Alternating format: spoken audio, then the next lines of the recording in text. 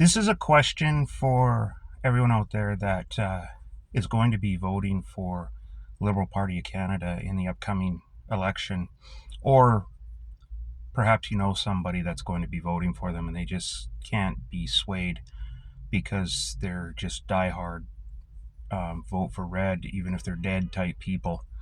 My question is why? After a decade of this last government, and make no mistake, the carney is just the face that you see in front of the machine, but the machine in the background is still the same. It's still the same cabinet. It's still Jerry Butts, Jerry with an I. Jerry Butts is still the one running the show with Telford, Katie Telford. None of that's changed. None of it's going to change. All of the people that bailed on Trudeau, the scumbags that they are, rats leaving a sinking ship, all came swimming back now that the carney has been installed. And, speaking of it being installed, 400,000 registered votes, 250,000 get thrown in the trash in favor of only 150, which somehow seemingly overwhelmingly defy all statistical analysis and say that he was the overall winner by something like 86% or something.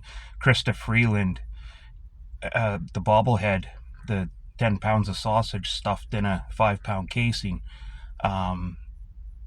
she got something like 89 votes. I don't know, I'm just making this up, but it was ridiculous. It was like 89 votes to like 400 or something like that in her own district, and she was possibly favored to win by a lot of people. So, I mean, if it smells like a fish and it looks like a fish, it's probably a duck, I guess. I don't know. That's liberal logic, but I just don't know how people could stand by and look at what the Liberal government, which is the same liberal government that's running again in pretty much every riding this time around, led by the same person that's been whispering in Trudeau's ear since at least 2019, but some people say since 2016, the carney has been advising Trudeau. If Carney is such a patriot, why did he leave Canada, right? And then when his job was up, why didn't he come back? I mean, lots of people leave Canada to work. I did. I've left several times. And in my business, a lot of people do. Some people spend almost their entire career abroad. But when they're done, they come home. And people look forward to coming home. They want to end their contract earlier so they can get home to their family and their friends and everybody. This guy's like, oh, I'm done? Oh, I'm going to stay another half a decade or so outside of the country. I ain't coming back. Canada, right? So there was no secret all along.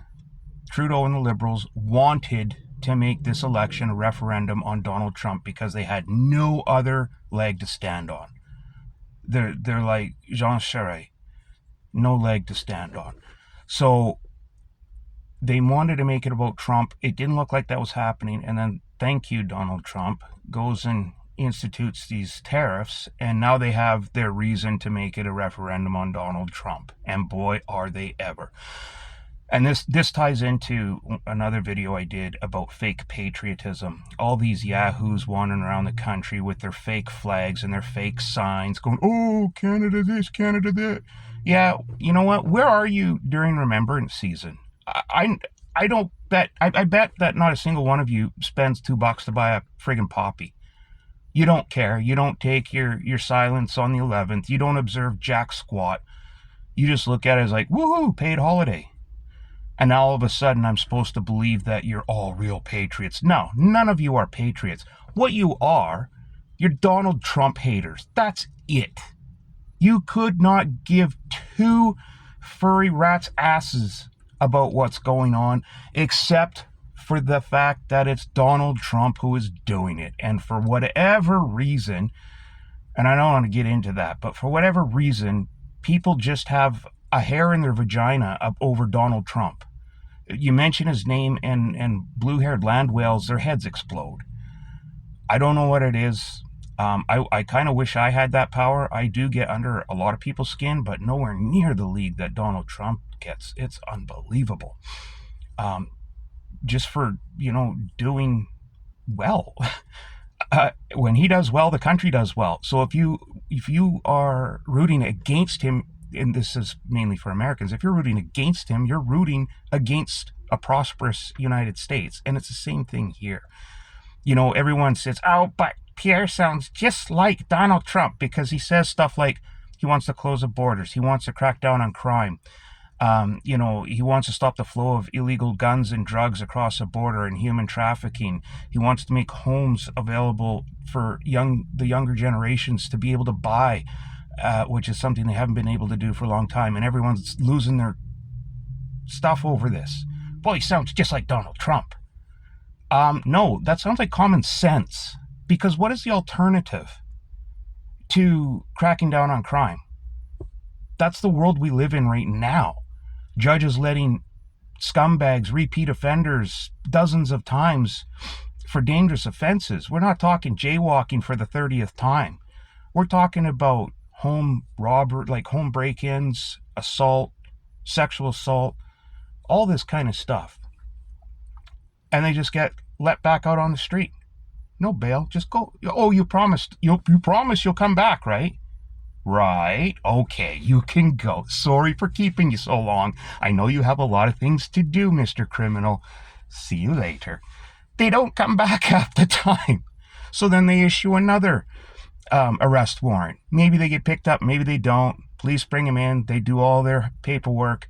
And some overzealous moron crown prosecutor somewhere goes, excuse me. You didn't dot this T properly or cross this I, so I'm going to reject it. You're free to go, Mr. Criminal. See that all the time here in BC. I see Ontario's trying desperately to catch up with our idiotic judges here, bleeding heart, hug-a-thug judges. But anyway, I'm rabbit holing. Just my question is why, and don't get me wrong, I'm not a hardcore conservative, like one of those blue no matter who people. I voted for Liberal candidate in my riding in the past, federally, because it made more sense. I knew we had a good, strong candidate, but things were shaky during that period, and it made more sense to me to have somebody that I felt was going to represent my interests more. Even though, it was ended up the Liberals did lose. This was in the early 2000s. Ended up losing, but still, it felt like it was the right thing to do at the time. So it's not like I don't understand. Like I said also in another video, I'm more of a centrist person than I am either a left or right. But I'm a centrist person with common sense. And like I said, when you say that Poilievre is sounding like Trump when he says things like he wants to close the border to free and open, unvetted immigration, what's the counter to that? If you're against Pierre Poilievre and therefore against that point, that means you just want unvetted people pouring in across the border. Look how well that's worked out for us. People that came in here with no right to be here, just walking in across the border when there's a port of entry just a couple of kilometers down the road from them where they're supposed to go. Well, of course they're not going to go there because they know the CBSA actually does their job. They would deny them entry, turn them right around and send them back to the States or wherever else they came from. They would not let them in. RCMP, they don't have that power. So they're like, yes, come right on in, please. Bring all of your children. I'll get your bags. Don't worry. You just have a nice day there. And they just let these people in. And then they sit there in these nice fancy hotels that the federal government bought up. And they get 3 nice meals a day made out of their favorite foods. So these people, between the hotel room, the prepaid debit cards, the access to internet, the cell phones, the incidentals, everything, they're getting around $85,000, $86,000 a year is what it's costing them. You look at our vets that get very little. I mean, Trudeau hates our vets. He absolutely hates our vets, especially when it's like when they were just asking for some dignity and he's like, I'm sorry, They're just asking more than we can give right now. I'm sorry. They're just asking for more than I want to give right now. That was actually what he should have said, the little puke bag. There's a guy that's never worked a day in his life, let alone defended his country ever. But again, rabbit hole. So I just want to understand. That's all. I want to understand why somebody, after all of this, would say, hey, you know what? Let's give the carney a chance. You don't know him. He's a scumbag. He's a charlatan. Everything he's done, anything that's been successful, has been somebody else at the helm. And he's just swooped in and taken advantage of it and said, oh, that was me. The 2008 financial meltdown that everyone's crediting him with. I've already made a video on that. Terry Newman from the National Post did an excellent article where she breaks down everything as what the actual true root reason is why Canada largely skated through the 2008 financial meltdown relatively unscathed. And, it had nothing to do with the carney. Everything predates him by decades or over a century. It had all to do with Canada predispositioning itself decades ago because of the foresight of our forefathers that said, you know what, this could be a problem in the future, so we better do A, B, and C to make sure we protect future generations. And boy, howdy, did that pay off. It paid huge, right? Because you look at the U.S., who went almost a completely different route than Canada did, like almost 180, and you look what happened there, right? There was implosions all over the place. Some of their biggest, oldest financial institutions imploded, people losing their houses left, right, and center, people going upside down on their mortgages with, I got a $400,000 mortgage and my house is now worth $80,000. Yay. That didn't happen here. And it was not anything to do with the carney. Besides, by the time carney came in, we were already balls deep in that goat. And Uncle Jim Flaherty already had everything under control. Carney had nothing to do with it. It's all a government thing, not a Bank of Canada thing. And for people saying that, well, if he did such a good job in England, then why did they ask him to, or such a bad job, why did they ask him to stay for an extra 2 years? Why did the Liberals ask him to run for leadership? Because there are stupid people in positions that make stupid decisions because they all rub each other's palms, pat each other on the dick and say, oh, you do a good job. You're rich like me. You're an elite. All right, come on in. I mean, really, that's what it's all about. But you talk to the people on the ground. His nickname in England is Carnage Carney because he destroyed their banking system. Like the real people, not the freaking elites at the top that none of his decisions ever affect.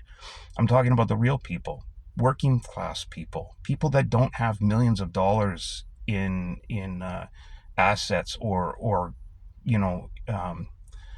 in liquidity. I know very, very few honest to goodness multimillionaires, and I'm in a business where people make extremely good money. I don't anymore, but that's another story. And I would say very few of them are actual like multi-tens of millions millionaires. Very few of them. Yet somehow a lot of these politicians, where you've got salaries ranging from about $180,000 to about $240,000 a year, depending on how many portfolios you have, if any, they go into politics with maybe $1 or $2 million worth of assets, and they come out after 10 years with, $20-30 million in their pocket. I wish that was the case with me. Christ, by the time, like I worked about over 30 years by the time when I got hurt. Christ, can you imagine? I'd be up there with like Donald Trump and Fat Buffett. But I'm not, because I'm not a corrupt scumbag piece of crap. So I'm not rich. And I also know politicians that worked for 18, 20 years at the federal level, at the provincial level, who also are not rich by any means like that. They are doing very well, don't get me wrong, but these are not people that have tens of millions of dollars in the bank. So how can you have one situation and another situation coming from the same place? So it's obviously a lot of politics, and I'm not saying this is exclusive to liberals. It's not. This is rampant across all parties. And it's not just in Canada, it's in the US, it's in the UK, it's everywhere. And it's always the lowest level, dumbest punks of them all. The people that are the most incompetent usually tend to come out with the most amount of money because they're so corrupt. They're so easily corrupted. They have no sense of morals. They have no ethical boundaries whatsoever. Trudeau, in point. I mean, he's the most penalized prime minister in Canadian history for violating ethics rules. That's how does that should be an automatic disqualifier, in politics. It absolutely should. You're there charged with the public trust, there to make sure that the public trust is well taken care of, and that everything you do with them in mind first. Sorry, eyes are wandering because a lot of pretty ladies are coming off the bus right now. So, but if you're a scumbag, you don't have ethics, so you make all the decisions for yourself. Which case in point, Trudeau, and a case in point, it's going to be the Carney is going to do the same thing. He didn't remove the carbon tax; he just reduced it to zero. He already said it's going to be coming back, and it's going to be coming back even more ferocious than ever, because he's going to hit industry with it. He's going to hit. As it was hitting the consumer level. Now he's going up a level, or maybe two, to industry. That's not going to be a trickle down. That's going to be a freaking free flow down. So he's going to hit businesses hard, heavy industry hard, forestry, mining, farming. All of those are going to get hit hard with it. And where do you think they're going to take that out of their pocket? No. The last person who pays catches it all. And that's the consumer. That's the last person who pays. So they're going to kick that all the way down. And of course, they're going to add a little bit because now they have to collect all this extra tax. They have to do all this extra bookkeeping. They have to do all this extra accounting. They have to submit. They have to do all of this stuff. So you're going to pay for that too. So it's not just going to be a cost tax. It's going to be a cost plus. Right? There's going to be something added to it. I just did a Gavin Newsom there. I know I saw it in the camera.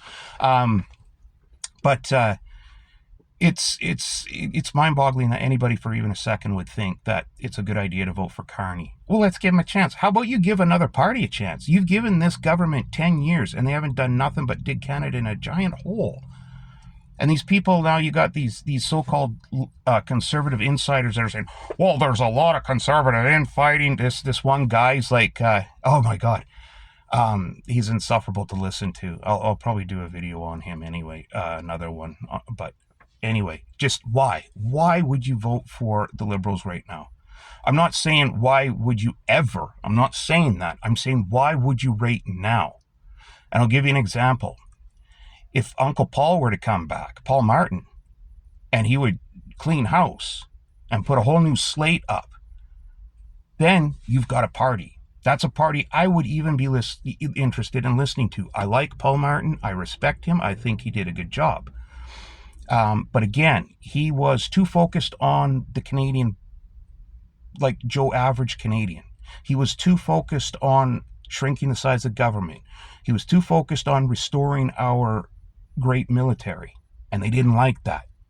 So that's why he didn't last very long. But my point is, if they had someone like that come in, someone that is truly more centrist, not somebody who says they are, not somebody who has absolutely no platform whatsoever. The only platform that he has, the Carney, is whenever Pierre Poilievre says something, and he's like, oh, I like that. Yeah, we'll do that too. Yeah. Cut income tax for the lowest bracket. Yeah, we'll do that. Remove GST from some new homes. Yeah, we'll do that too. Like, okay, guy, get your own idea. The guy's bailing on French TV, the what is it, the TVA or whatever, debate, because he can't speak French. His French is worse than mine, and that's saying something. But I'm pretty sure during the Liberal debate, he had an earwig and people were telling him exactly phonetically what to say because his French sucked so bad.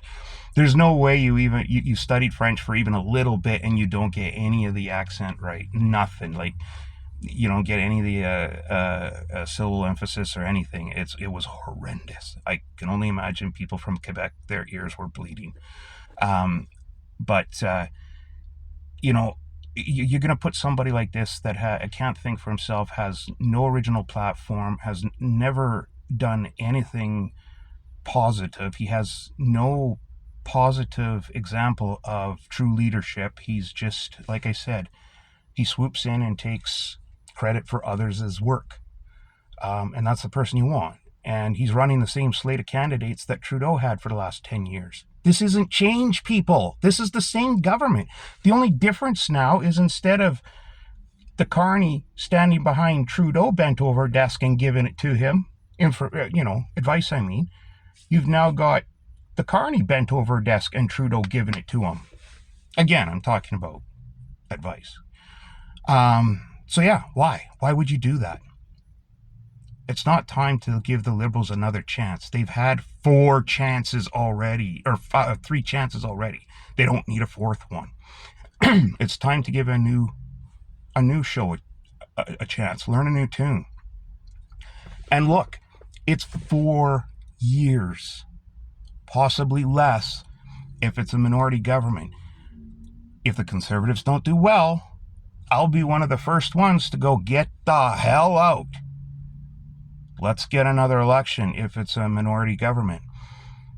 But let's give them at least a chance.